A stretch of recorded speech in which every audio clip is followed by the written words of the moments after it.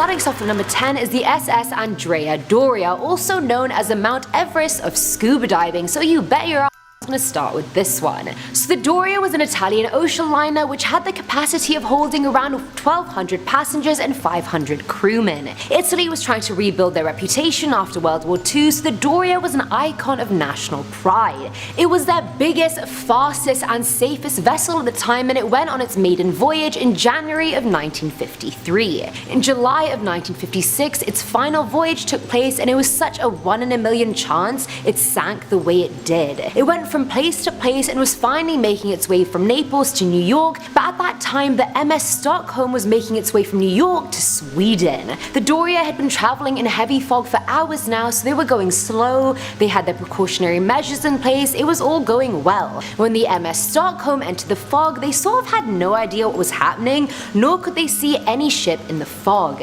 Now they knew they were both there because of the radar, but they miscommunicated each other's courses and started steering towards each other. They collided horribly and the ship sank 180 feet below the water. Thankfully, all the survivors were saved and only 46 died in the crash itself. Now, divers that go down there have seen odd movements from the corner of their eye inside the shipwreck when there aren't any fish around. They felt the sensation of being touched on the shoulder and being pulled a certain direction despite no sudden current change. And I mean, not to mention, because it's so deep, so many divers died just trying to even reach the vessel. Coming in at number 9 is the SS Muigan, and it's Irish, so I hope I said that right. Shout out to Jack Finch. So this vessel only survived till her second voyage before sinking off the coast of the Lizard Peninsula near Cornwall. It was October 1898 and the ship was making its way from London to New York when it suspiciously veered wildly off course and went towards the Cornish coastline. It crashed into the highly dangerous rocks of the Manacles, killing 106 people in the process. But the most sus part of it all was that one rescuer on the job claimed he saw a mystery man leaving the ship on a lifeboat and making his way inland, and that mystery person turned out to be the captain of the ship. Biggest snake of 1898 confirmed. It was speculated that there was just no way such an experienced captain would veer that much off course and crash on rocks that were nowhere near his planned route. Apparently he had purposefully sunk the vessel for insurance gain, and if that's true, I hope killing 106 people was worth it, you effing snake. Divers that go explore the spooky relic have reported feeling a very weird sensation when touching the steamer, almost like an electric shock or current going through their system. One group of divers even said they were guided by something or some presence or something to a skeleton that was hidden inside the ship. At number 8 we have the RMS Rhone. Now this one is royally screwed. It was a UK Royal Mail ship before it sank, and it's now one of the most popular Caribbean wreck dive sites that people explore. On the day it sank, the San Narciso hurricane hit, so the master of the ship decided to move everyone off his ship called the Conway, which was to stay at the harbour, and onto the Rhone, which was to go into the open water.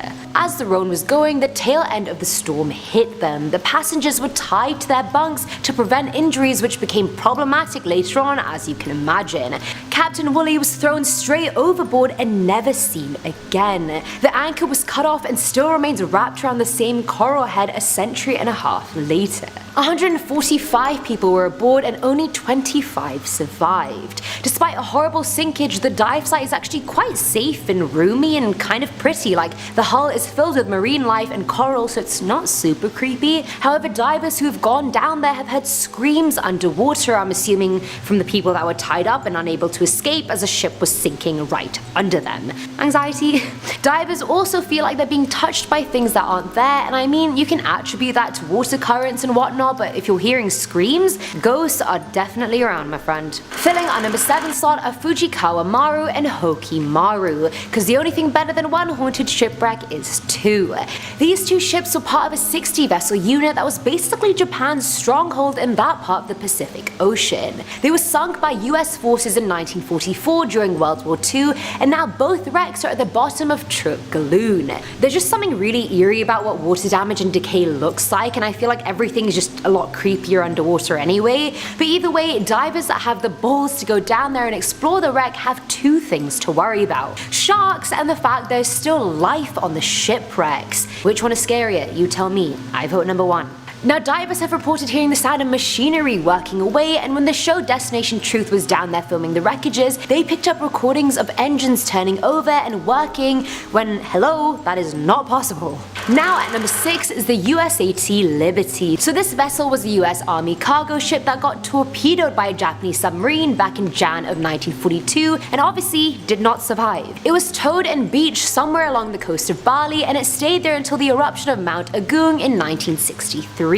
The eruption pushed the Liberty back out to sea, where it lays on a sand slope 100 feet underwater. Divers that go there have never reported seeing people down there or hearing sounds, but most of them have seen a rapidly approaching object that looks like it's coming at you and then it just disappears. Many believe it's the apparition of the torpedo that caused the vessel's downfall way back when. And this is cool to me since I never really hear about people seeing the ghosts of inanimate objects. Like people and animals, yes, but a torpedo? That's a first for me. Coming in at number 5 is the SS Kamloops. So this one was actually a Canadian lake freighter that went on its first trip in 1924. In late November of 1927, it was carrying a bunch of cargo like paper-making machinery, shoes, piping, tar paper, etc. And it was going through Lake Superior, and sadly, in that period, storms were horrific. If you live in Canada, then I don't even need to tell you how bad the winter is, and in water, it's even worse. Now, covered in ice, the Kamloops was last seen going towards the shore of Isle Royale on December 6th. Search parties for the ship started a week after, but to no avail. The 22 people aboard were never seen again. Someone even found a message in a bottle a year later from Alice Bettridge, and she initially survived the sinking, and the note said, "I am the last one left alive. Freezing and starving to death on Isle Royale in Lake Superior.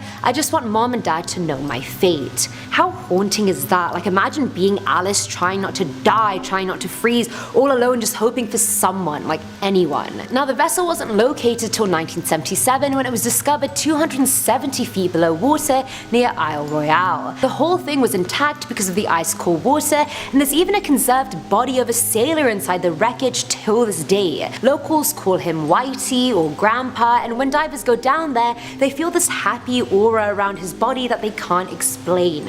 Grandpa also has the habit of moving around on his own despite being jammed under debris. Some divers have claimed he's under a ladder, others say he's under a door. How does he randomly move under debris? Like, the water can't move him like that. How does he do that? Grandpa, tell me your secrets. At number 4 is the Ethel Shipwreck, and if you guys haven't heard of the YouTube channel Amy's Crypt, definitely check it out. She investigated the shipwreck at night, and I was genuinely just shitting myself watching it. And if you guys like scary things, there you go. Now, on the 2nd of January 1904, the Ethel was on its way from South Africa when it hit a reef off the coast of South Australia. The wreck was not as big of a tragedy as you'd think. When it struck the reef, a young 19-year-old boy volunteered to swim to shore with a lifeline, but he was swept away and killed ASAP Rocky. Thankfully, by the next morning, the Ethel drifted to shore and everyone was safe. Suspiciously enough, the vessel that reported the Ethel's wreckage was called the Ferret, and that ship went down the same way in the exact location the Ethel did, but just 16 years later. Now, there are 26 shipwrecks along the coast, and it looks like a ship graveyard because it is. There's just a bunch of ship skeletons, and yes, they actually look like skeletons, so I was like, wow. Amy went to the wreckage at night and used a device that transforms frequencies we can't hear into ones we can. She asked if there was someone around them that was aboard the Ethel, and a clear hymn was heard on the device. Members of her crew felt like they were being touched by the spirits around them, and I honestly wouldn't be surprised judging by how many ships died there. Filling our number 3 slot is the Salem Express. Now, this was originally a French passenger ship that sank in the Red Sea. It was basically a roll-on, roll-off car and person ferry that operated between Egypt and Saudi Arabia. Now, on the 17th of December 1991, the vessel was on its way back from carrying hundreds of Egyptian pilgrims when it hit the Hindman Reefs. Now, the ship was hit really badly. Its bow completely blew open and it was underwater within minutes. Around 470 people died, which was controversial since around 700 people were aboard the ship, and if that was the case, where did the rest of these people go? Like,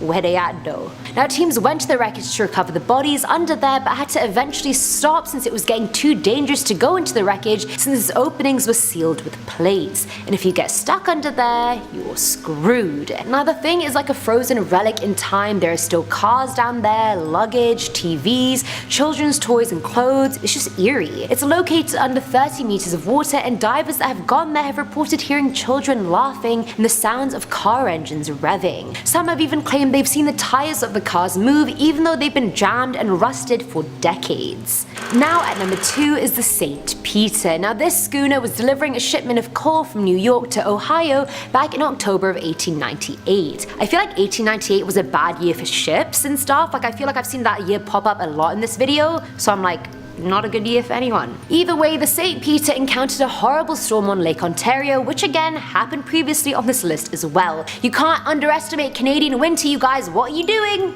Big mistake. Anyway, the storm destroyed the vessel and the crew actually survived for 12 hours after the wreck during 70-mile-per-hour winds and 20-foot waves. They're the real MVPs right there. My heart goes out to the unimaginable things they had to go through in those 12 hours. By the end of it, when rescues finally got there was only one survivor, and that was the boat's captain, who was clinging to the boat's mast. Apparently his wife Martha was clinging onto it too, but drowned mere minutes before her husband was rescued. It said her spirit haunts the wreckage and divers like to go around the October period because it said Martha's ghost is most likely to be seen around her death anniversary. No matter what time of the year divers go though, they always experience horrible conditions around the area of the boat. Said to be, I guess, the weather haunting the area, just like it did when it sank? Who knows? And finally, at number 1 is the SS Emperor. Always gotta save the best for last, you guys. Now the SS Emperor was a Canadian freighter that sank off the shore of Isle Royale in Lake Superior back in 1947. The Great Lakes are honestly just taking down everyone, like no mercy, and no one is safe. Hide your kids, hide your wife. Now on the 3rd of June 1947, the vessel left Thunder Bay with nearly 10.5 tons of iron ore. By midnight, the captain gave the ship to the first mate, who was extremely fatigued. That caused him to not realize the ship was going the wrong way, and by 4 AM the freighter crashed on Canoe Rocks near Isle Royale. The whole thing literally sank within 30 minutes and 12 crewmen died, including the first mate and captain. Rescuers got there quickly and rescued everyone else aboard, but bodies were missing and have still yet to be found. The wreckage nowadays has a very sinister reputation. Apparently divers have seen the dead crew still working away at the ship with its ruined equipment. Instead of having eyes, they have dark pools of nothing and have been heard whispering the word die repeatedly. Nah, B? Nah. Coming in at number 10, we have the Mornak Ship Graveyard in Uzbekistan. This ship graveyard showcases the destructive power that man can have on his environment. This area used to be lush with life, and it was home to the Aral Sea. This was a massive salt lake that housed one of the most diverse ecosystems in the world. It was teeming with life not just below the surface, but above it as well. There were thousands of people that called the borders of this sea home. It was where people would fish and live. An entire industry was built around this lake, but when the government wanted to use the waters to expand the agriculture influence in the area, they started to funnel water out of the lake through the man-made rivers, and slowly but surely they shrank down the sea and the salt levels skyrocketed. It was eventually too salty for anything to live in the lake. Eventually everything died off, and everyone who used to live around there had to find other means of survival. Now the whole area is a desert that houses the rusted remains of ships that once traveled the Aral Sea. Coming in at number 9, we have Miss World Discoverer Solomon Island. This is the worst nightmare for every single retired person who loves to spend their time going on cruises. In the 70s, the Miss World Discoverer was working as a cruise ship, and while swooping by the Solomon Island, the captain made a huge mistake. He came too close to the island's shore and hit a massive rock which pierced through the hull of the ship. So what happened to the 2,000 people that were on board the ship? Well, they were all eaten by sharks, and now the place is called the Shark Graveyard. I'm just kidding, that didn't actually happen at all. Actually, not a single person died. Everyone on board managed to make it to the lifeboats, they made it to the shore of the island, and then the island had an operating ferry for tourists to visit. This was all very convenient, so it took a few trips, but they were all able to make it home safely. Coming in at number 8, we have the Mediterranean Sky in Greece. Let's go over to a massive cruise liner that was built all the way back in the 50s. I'm not sure how long a boat is good for, but it would weird me out knowing that you're setting sail on something that is older than my parents. I think when I'm putting my faith in something that's supposed to take me across the ocean,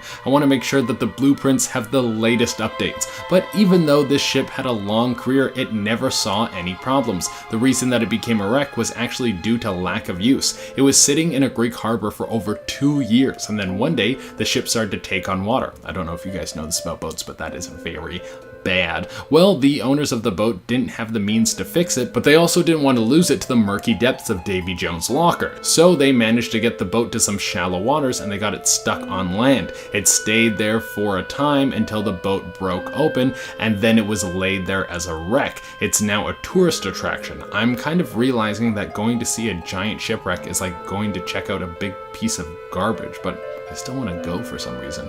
Coming in at number 7, we have the Bessie White from Fire Island, New York. That sounds like the most brutal place to be shipwrecked. Fire Island? It sounds like there would be an active volcano there and a bunch of locals there that want to tie you up and take you to the mouth of the volcano so they can sacrifice you. But it turns out it's actually a pretty peaceful place. The Bessie White was an old schooner that was mainly used to haul coal throughout America. It's a tough job, but someone's got to do it. The ship crashed off the coast of the island in the 20s, and a pretty penny worth of coal was lost to the world, and I bet a bunch of people were fired that day. You don't make a 6-figure mistake and then just walk into work the next day like nothing happened. For a long time, the boat was gone to the world, but the changing shorelines revealed where it was left. You can go visit the boat whenever you want, but you just have to make it to Fire Island, so that might be a pass for me. Next on the list, we have the SS Maheo on Fraser Island, Australia. This ship was originally a Navy ship, but it came in contact with a very intense cyclone, and now it sits on the shore of Fraser Island.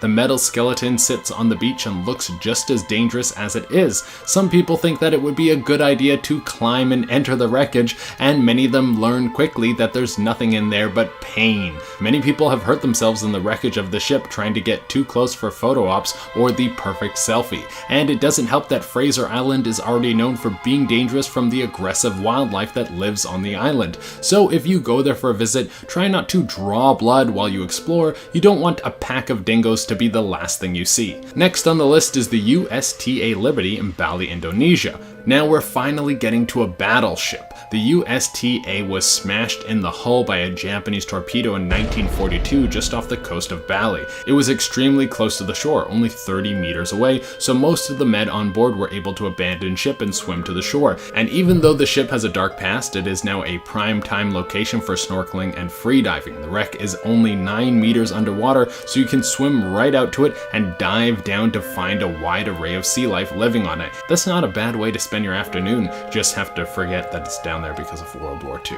Coming in at number 4, we have the AA Airfield. At first glance, this ship looks like it was set up for an apocalypse movie, but you will quickly learn that it's actually just one of the most beautiful wrecks ever. It's just off the coast of Australia, and even though the ship is a giant hunk of dead metal, life has chosen it as a spot to create. There are trees growing out through the hull of this dead ship. They reach out through the top of the wreckage. Something that used to be a giant hunk of garbage has now become a marine and vegetation sanctuary. Coming in next on the list, we have the SS Thistlegrom in the Red Sea, Egypt. One of the most famous wrecks in the world. The SS Thistlegrom was doing its duty in World War II when it was shot down and sunk to the bottom of the ocean.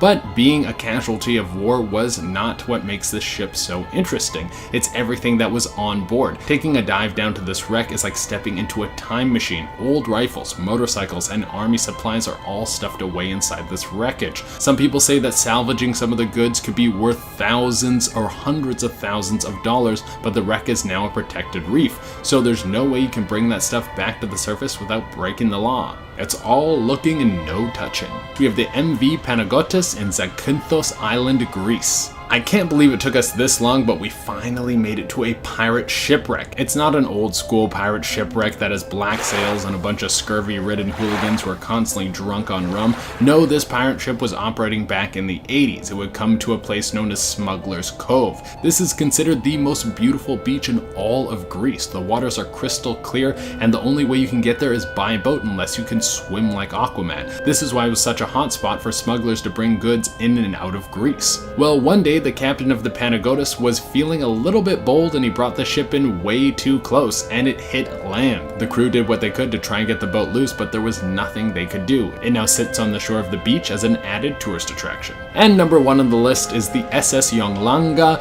Queensland, Australia. Alright, grab your scuba gear because you're going to need to head underwater for this next wreck. If you want to visit this one, you're going to need your PADI certification because there is no way you're going to get face to face with this wreck unless you got a scuba tank or some serious freediving lungs. When the Yolanga went down, it was not a pretty sight. It was actually a tragedy and a very scary one at that. A cyclone came through when the boat was out at sea, and even though they had a skilled crew, nothing could handle the massive swells that were thrown at them. The ship was ripped down underwater and 122 people died in the wreck. On the bright side, the wreck is now teeming with life. In the 109 years that the ship has been sitting at the bottom of the ocean, it has collected a ton of coral and marine life that call it home. This place is a scuba paradise. You can see everything from octopuses, manta rays, sea turtles, to tiger sharks.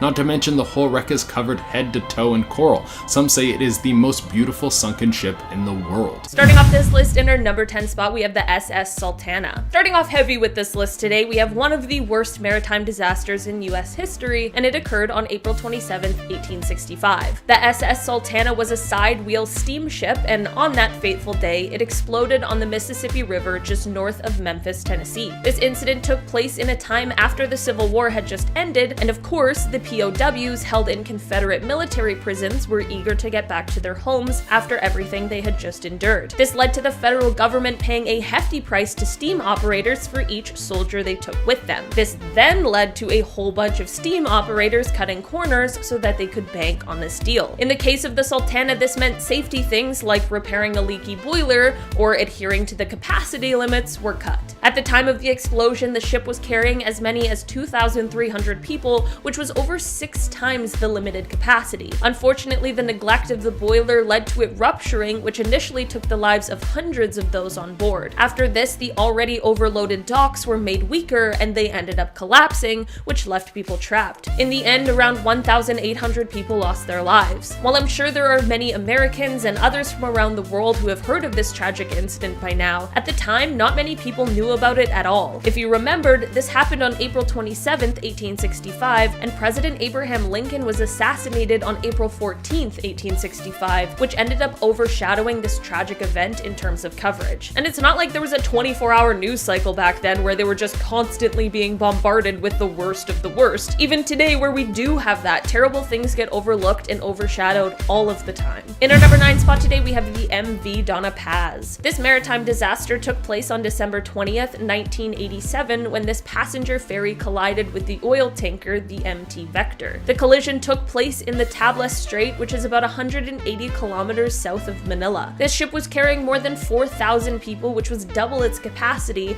and at the time of the collision, there were no senior officers on the bridge of the ship, and on the Vector, there was no lookout, and it is thought that both ships lacked a functioning radio. That's what I like to call all bad. The weather and the waters were both quite calm when the collision happened, and despite the clear visibility, neither ship gave an indication that it noticed the other. When the collision occurred, the 8,800 barrels of oil and gasoline on the Vector quickly ignited and engulfed both ships in flames. Out of the over 4,400 people that were on board both ships, only 26 people were rescued from the waters and survived. It really makes you wonder exactly what happened here, because from an outside perspective, it seems like this tragedy could have been avoided. In our number 8 spot today, we have the MV Wilhelm Gustloff. This ship was a part of the Nazi Strength Through Joy program, which was an important propaganda tool during the Third Reich. This ocean liner is said to have carried German workers who were indulging in leisurely activities on cruises throughout the North Atlantic and the Mediterranean, but when World War II began, it ended up being converted into a hospital ship.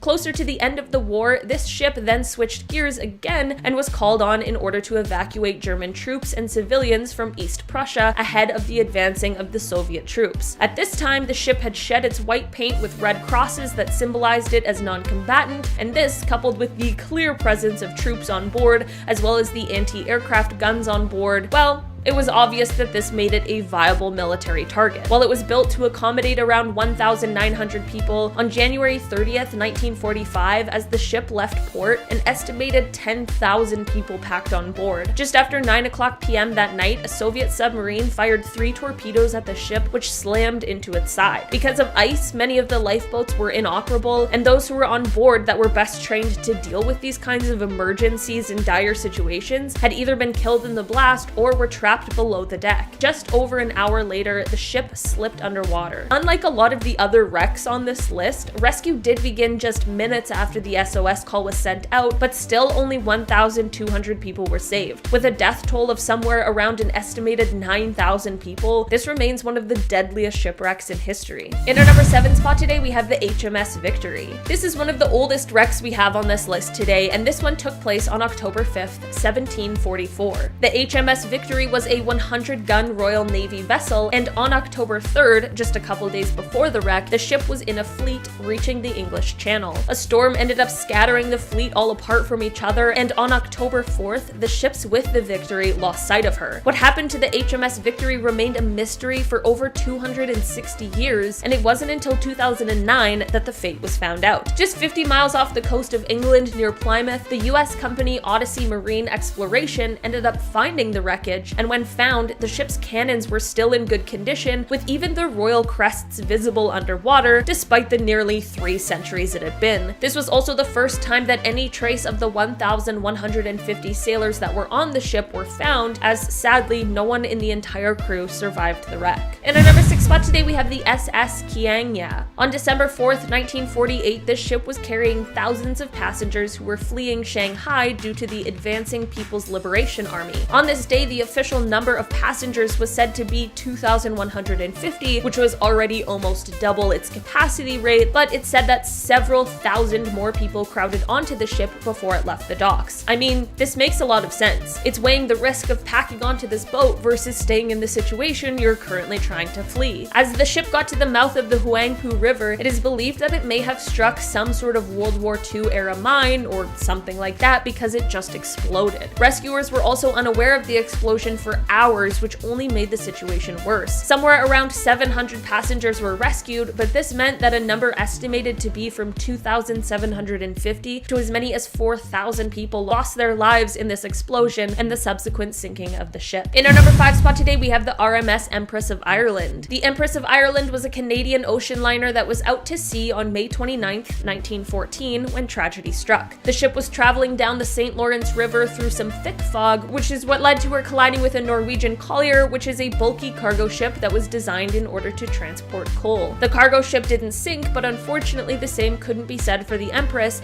as she listed and fast. Water began pouring in through portholes, which led to those below deck meeting their fate rapidly. The official death toll of the crash is said to have been 1,012 people, and it still remains the worst disaster in Canadian maritime history. It makes me wonder how, as a Canadian especially, I've never heard of this accident before. The wreck of this ship still lies in a fairly shallow 130 feet of water, which has made it a pretty popular diving location for those wishing to retrieve relics. In our number 4 spot today, we have the SS General Slocum. This passenger steamboat was built in Brooklyn, New York, and on June 15th, 1904, it was carrying members of the St. Mark's Evangelical Lutheran Church as they were on their way to a church picnic. They were traveling up the East River on the way to Long Island Sound when a fire started in the lamp room. Considering the fact that the lamp room was obviously filled with lamp oil, while a fire on board a ship is never good, this is one of the worst case scenarios. Actually, lamp oil, oil rags, and nearby paint locker in a cabin filled with gasoline are actually what created this worst case scenario. The safety equipment of this ship was not nearly up to standards, as it was rarely even checked, and when the crew attempted to get the fire hose in order to put out the flames, they found a rotten fire hose that crumbled in their hands. The life jackets being given out to people began to fall apart, and they couldn't even access the lifeboats at all. I cannot even imagine the panic people were feeling at this point. Many of the passengers saw no other option and jumped into the water to try and swim, but like many Americans at the time, they didn't know how, and the heavy wool clothes they wore only worked to weigh them down. At the end of the day, it is said that around 1,021 people lost their lives in this absolutely tragic event. In our number 3 spot today, we have the MV La Julia. This was a ship that was owned by the Senegalese government, and despite the fact that it was designed to carry a maximum of 580 passengers, on September 26,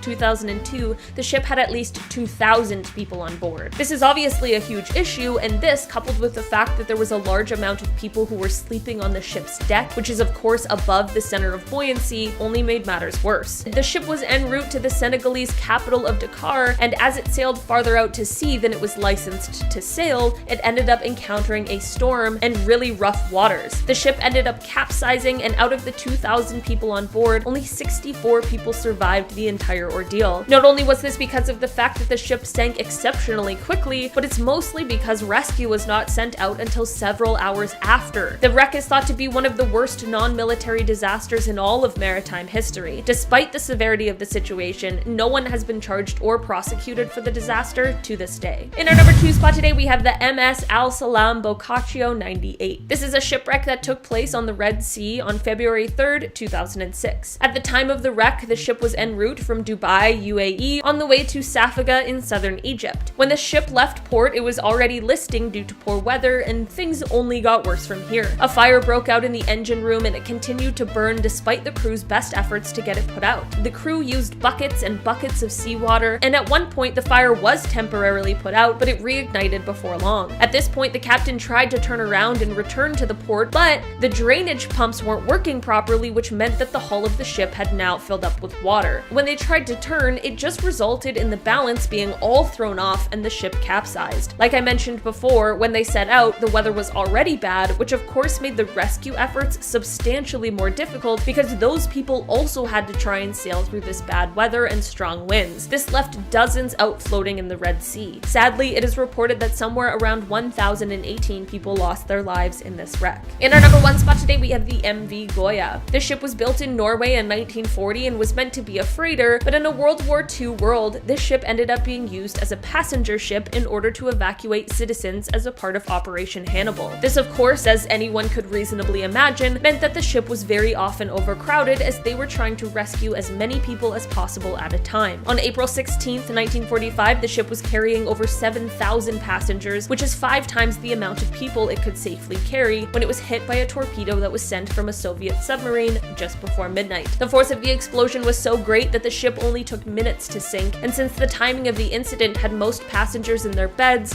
you can imagine the outcome. Because of a lack of proper record keeping in with the absolute panic of trying to rescue people with the imminent threat of attack, it isn't quite clear exactly how many people lost their lives in this wreck, but it's thought that somewhere between 6,000 to 7,000 passed away, which is unbelievable. It is thought that there were around 180 survivors of the wreck, and due to the unbelievable tragedy, the location of it has now been officially declared a war grave by the Polish authorities. Starting us off in the number 10 spot is the USS Saratoga. Built in the late 1920s, this ship fought its fair share of World War II battles, but after 20 years of service, it finally met its demise during nuclear weapon testing at Bikini Atoll. The ship was able to hold up to the first round of firing, but the second test, named Test Baker, an underwater blast which was detonated, and the force of the explosion lifted the vessel out of the water before it crashed down into the sea, where it remains to this day. Ever since, the submerged wreck has become a scuba diving destination, as it's not terribly deep beneath the surface, but even so, it is not for the faint of heart. Some divers that have visited claim to feel an evil presence when they're near the ship, and some even claim to have been grabbed by an unseen force while they were trying to make it back up to the surface. So,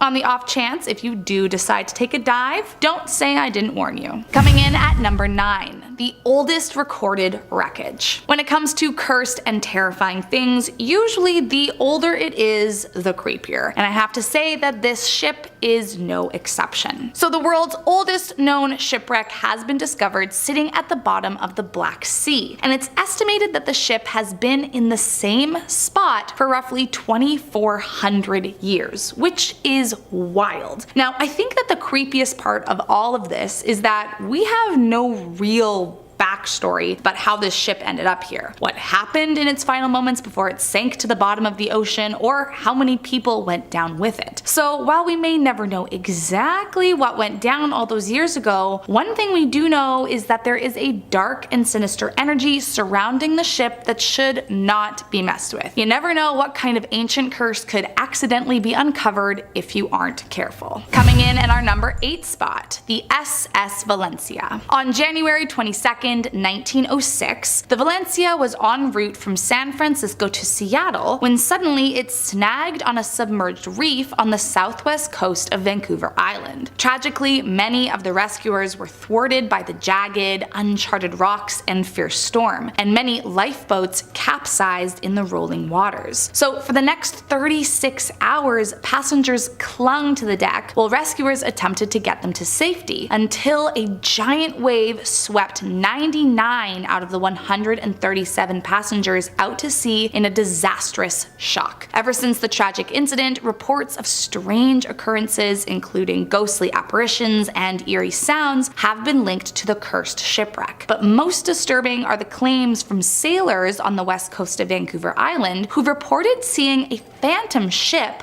floundering in the waves. And it's said that while its terrified passengers and crew appear still holding on for dear life, screaming out for help, they are just waiting for anyone to pass by so they can drag you down with them. Next up in our number 7 spot, the Titanic. I think it's a pretty safe bet to say that there isn't a more famous shipwreck than the Titanic. But just because we all know about it doesn't make it any safer to visit, as has been made abundantly clear the last few days. Plus, whether you believe in ghosts or not, when nearly 1,500 people lose their lives, it should be no surprise that it's considered an incredibly cursed location. According to those who have visited the surface since the fateful day, strange sights such as odd glowing orbs of light can be seen floating around at night, and many believe they are actually the spirits of those who died at sea. But that's not all. Deep-sea vessels that have explored the area further report receiving eerie, faint SOS calls that fade in and out and seem to have no traceable source. Could they be the ghosts of the fallen calling out for help? Many believe so. However, the most terrifying curse of all has to do with an old legend that says if you aren't careful, the lonely ghosts in the sea may just pull you overboard to live the rest of eternity with them. Coming in at number 6, the SS Andrea Doria. Sometimes referred to as the Mount Everest of scuba diving due to its location 180 feet under the waves, this ship became famous after a terrifying accident that led to her sinking almost 70 years ago. The fateful day was July 25th, 1956, and the Andrea Doria, a luxury transatlantic ocean liner, was about to reach the coast of Nantucket when it accidentally collided with an incoming ship.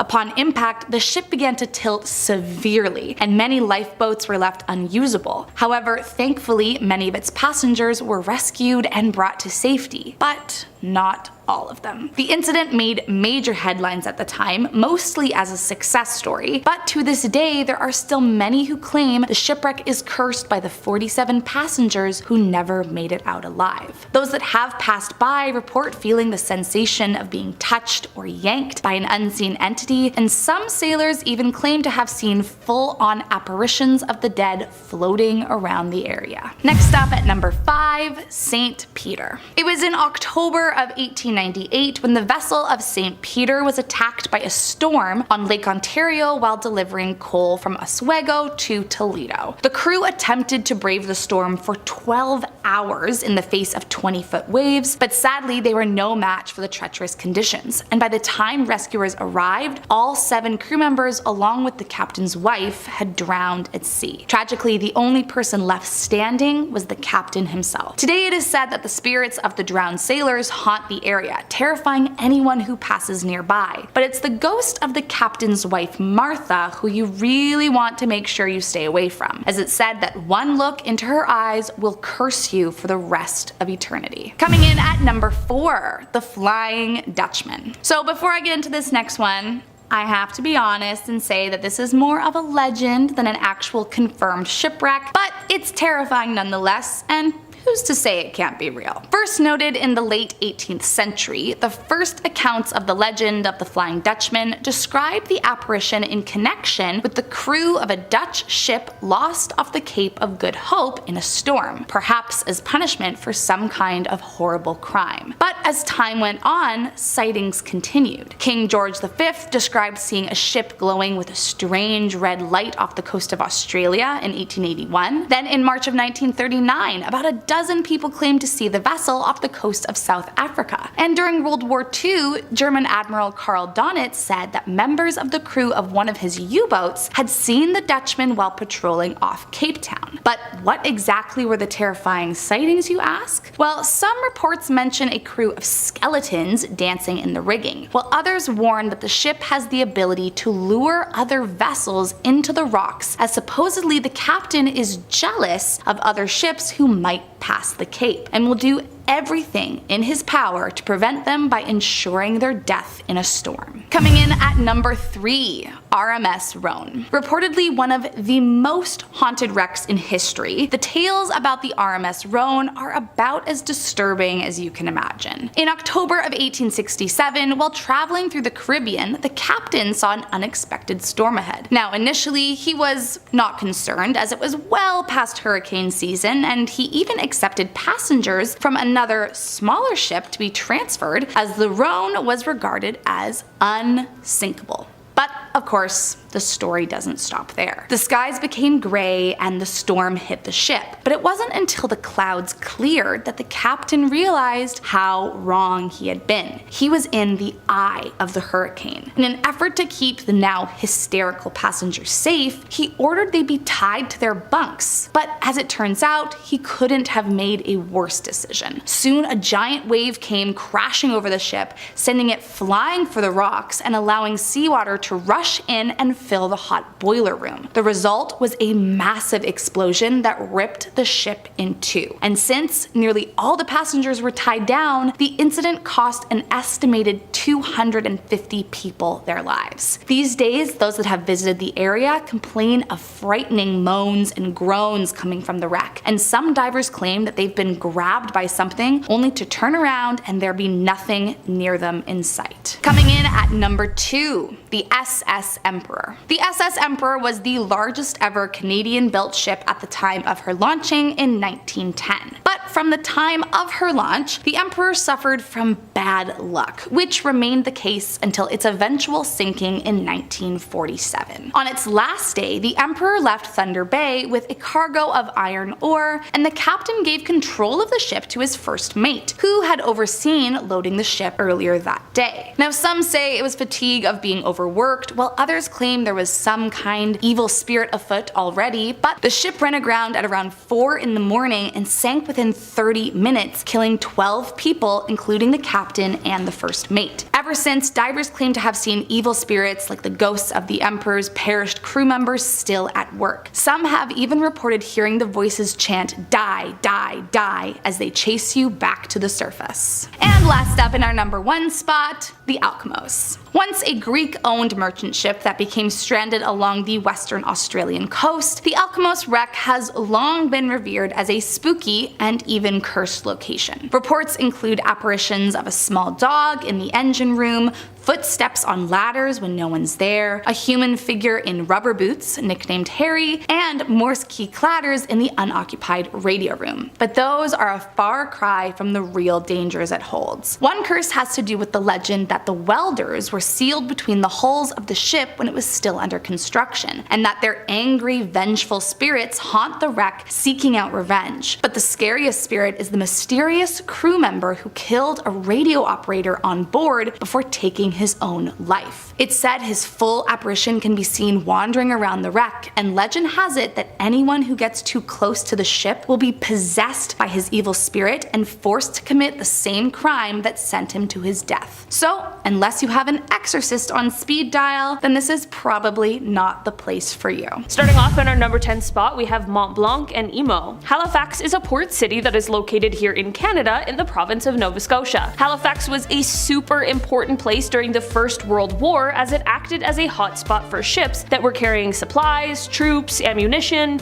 war stuff. On December 6th, 1917, a Norwegian ship called Emo left Halifax, and it ended up colliding with a French ship called the Mont Blanc. This is already disastrous, but it was made significantly worse by the fact that the Mont Blanc held explosives. Because of the collision, the Mont Blanc was pushed towards the shore and ended up setting the harbor front ablaze. Just a few minutes later, the entire ship exploded with a blast so strong that windows 50 miles away were shattered. Unfortunately, there were many people at the waterfront when the explosion happened, which led to 1,800 people dying in this accident. 9,000 people were injured, and it is said that 1,600 homes were destroyed in the blast. The force of this blast really cannot be understated. It was so powerful that it caused a tidal wave and violent tremors, which were able to uproot trees from out of the ground. They damaged railroad tracks, and they destroyed numerous buildings whose debris was scattered for hundreds of yards. In the end, this is what made this explosion one of the most violent non-nuclear explosions in history, and what makes it likely the world's largest accidental man-made explosion. In our number 9 spot today, we have the Toya Maru. This ship was a Japanese train ferry that was out to sea in between the islands of Hokkaido and Honshu in 1954 when it was struck by Typhoon Marie. The captain tried to ride it out and attempted to anchor the ship in place, but the winds were so strong that it broke free. Seawater began pouring into the engine compartment, which then caused the steam engine to quit running, and the ferry was then completely uncontrollable. The captain continued to try whatever he could to get the ship to safety, and he even tried to beach the ship, but unfortunately the waves were just too powerful. After being tossed around in the waves and battered by the water, and after all the rain and strong winds, the ship ended up capsizing and sinking. In the end, 1,163 people lost their lives in this disaster, including 35 American soldiers who were members of the US Army's 1st Cavalry Division Artillery. The Toya Maru wasn't the only ship sunk in this storm, as Typhoon Marie also sank 4 other ferries as well. In our number 8 spot today, we have the Taiping steamer.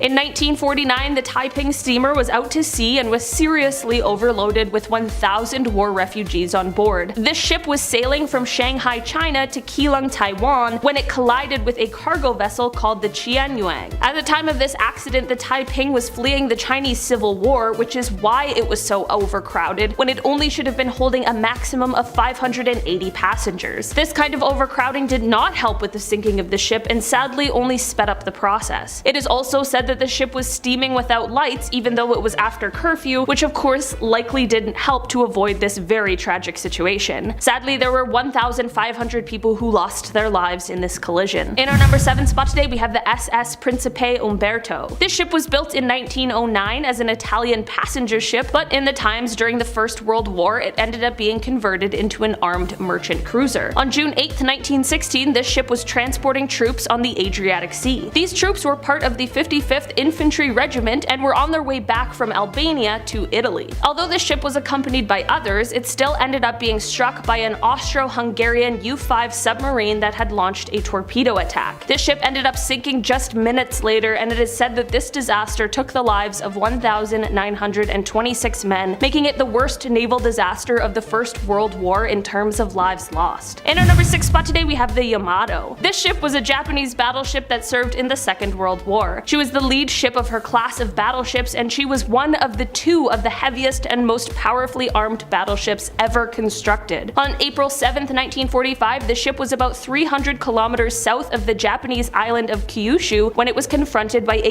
US carrier-based aircraft. This aircraft bombed the ship, which led to it capsizing. This then caused the ammunition on board to explode, which tore the ship in 2. After a total of 13 torpedo hits and 8 hits, the ship completely sunk. The ship was accompanied by a light cruiser and 4 other destroyers, which were all sunk in this event as well. This sadly led to thousands of deaths, as most of the crew lost their lives in this battle. In our number 5 spot today, we have the Joseph Stalin. The Joseph Stalin was of course a Soviet passenger ship that was converted to carry troops during the Second World War. This ship was very important to Soviet forces as it was used in 1941 in the evacuation of Tallinn and was later used to evacuate the Soviet naval base in Hanko, Finland. Just after this evacuation, on December 3rd, 1941, the ship ended up entering the Gulf of Finland, where it encountered 3 German mines. This led to the crew scrambling around to try and fix up the damage that the mines had caused. While they were distracted by this, Finnish forces ended up spotting the ship and saw an opportunity to strike. This led to the ammunition that was on board the Soviet ship to detonate, which ended up taking the lives of 3,849 out of the 5,589 who were on board. board. Those who didn't lose their lives in this incident ended up being captured and held as prisoners of war by the German forces. In our number 4 spot today, we have the SS Cap Arcona. This ship was a German luxury ocean liner that was launched in 1927. But by the time the mid-1940s rolled around, however, like many other ships on this list, this one was put to use to help in the country's war efforts. This time, this ship was converted into a prison ship. In April of 1945, with the advance of the British Army, prisoners being held at concentration camps were being loaded onto ships, and the Cap Arcona was one of them. On May 3rd, 1945, with more than 6,000 people on board, the ship was attacked by the British Air Force. The prisoners on board were being held below deck at the time, and the ship was not marked with any sort of red cross, so unfortunately those in the British Air Force did not realize that the ship was filled with prisoners at the time. The ship capsized but did not sink entirely, but still this wreck caused somewhere around 5,000 deaths. In our number 3 spot today, we have the HMS Armenia. This was a Soviet passenger ship that was first launched in November of 1928, and she had a maximum capacity of 980 passengers. During the Second World War, this ship was put to use by transporting troops, and from October 9th, 1941, the ship was used to evacuate soldiers, workers, and materials from Odessa. In November of 1941, there was the invasion of German troops that led to an extreme rush to evacuate the hospitals in the city of Sevastopol, and the Armenia was repurposed again into a hospital ship. This led to about 4,000 wounded people and medical personnel from 11 different hospitals being loaded onto the ship to set sail towards Yalta. Once there, another 1,000 passengers were loaded onto the ship in a rush, none of which were officially recorded. On November 7th, the ship was attacked by a German Heinkel HE-111,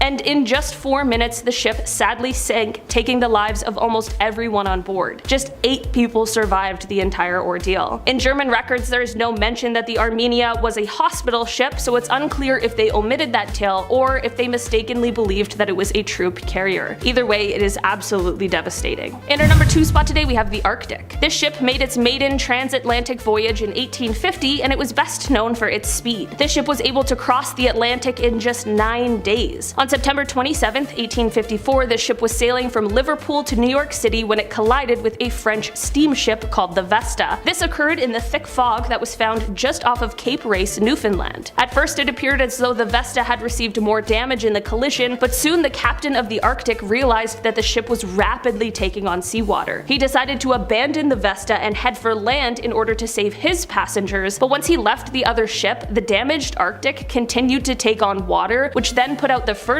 and caused engines to stop working. This is when the captain ordered that those who were the most vulnerable be placed into the lifeboats first, but instead a number of crew and male passengers dashed towards the lifeboats, leaving hundreds of people to go down with the ship. There were about 400 people on board the ship that day, and only 87 of them survived. 22 of the survivors were passengers, and the rest, crew. The captain went down with the ship, but he managed to stay alive by clinging to some wreckage until rescue came. The other ship, the Vesta, did not sink and ended up making it to St. John's, Newfoundland. The crew members who abandoned everyone else on the ship were criticized for their behavior, which violated the laws that forbid sailors to put their own safety before that of passengers in emergencies. Despite this, however, none of the men were prosecuted for their actions. In our number 1 spot today, we have the RMS Lancastria. This ship was a British ocean liner, but in April of 1940, she was reconstructed to be a troop ship under the command of Captain Rudolph Sharp. He sent the ship off to help aid in the evacuation of British troops and citizens from France, and on June 14, 1940, the ship departed from Liverpool. On June 16th, the ship anchored near the town of St. Nazaire, and the following day, somewhere between 4,000 and 9,000 refugees loaded on board. This included civilians, soldiers, and other military officials. While carrying all of these people, around 4 p.m. on June 17th, the German Junkers Ju-88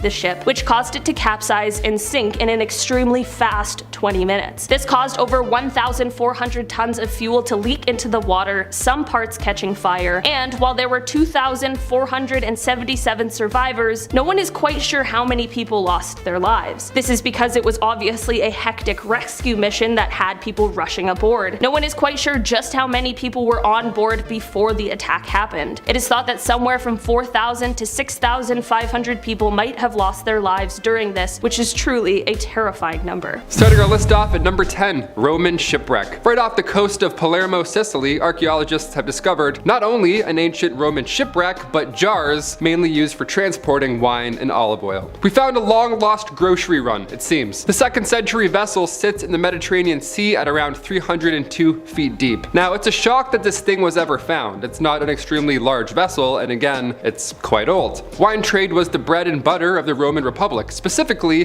the wine known as Mamertino, which was Julius Caesar's favorite. He loved that one. That was an excellent one. So this discovery really is a 2-for-1, all just lying at the bottom of the sea. Number 9, Lake Ontario. Back in July 2011, a Canadian schooner, believed to be around 160 years old, was found off the shores of Lake Ontario. So we ask, what went wrong? Did it hit something? Was it abandoned? What happened here? Well, when it was found, the ship was carrying around 480 tons of coal. Now, normally that's manageable, but this fateful voyage was caused by a leak that developed on both sides of the ship. That plus the coal equals bad news. The water was coming in too quick, and with the help of the 480 tons of coal, it was unstoppable. The original search for this ship began in 2009, but it took 2 years to find. Number 8, Norfolk Royal Shipwreck. Okay, so this initial discovery happened back in 2007, but it was a secret until quite recently. On May 6th in 1682, a ship called the Gloucester got stuck on a sandbank off the coast of Norfolk. Then an hour later, she sank, sadly. Now, one of these passengers was the future King James II of England. He escaped in a small boat, a quick decision that changed the course of history nonetheless. But 2 diving brothers found the ship back in 2007, so now history has literally resurfaced. And now we can talk about it. Only months ago, it was announced officially that this was that lost ship. Maritime expert Claire Jowett calls this recent discovery the single most significant historic maritime discovery since the raising of the Mary Rose, which was King Henry VIII's favorite warship back in 1982. Number 7,